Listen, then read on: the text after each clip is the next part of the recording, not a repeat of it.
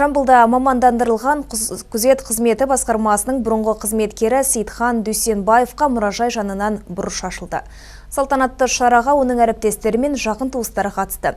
Сейітхан Жақыпұлы 1991 жылдан бері осы салада еселі еңбек еткендердің бірі. Саналы ғұмырында талай шәкіртті тәрбиелеп, тындырымды істермен әріптестері арасында сыйлы болған. 46 жасында өмірден өткен Сейітхан Дүйсенбаев жауапты қызметкер ғана емес, музыкалық аспаптарды жақсы меңгерген шығармашылық адам еді дейді ет жақындары.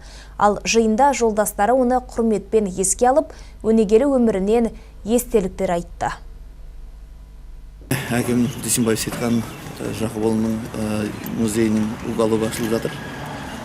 Әрине 1991 жылы әкем ең алғаш Қазақстан Республикасының жігіт сұлтаны атанып,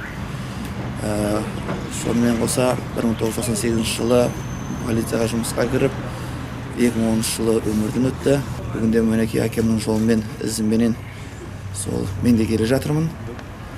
Ағаларымызға алғысымызды айтамыз. Бүгінде міне осынау музейді ашылып жатқанына.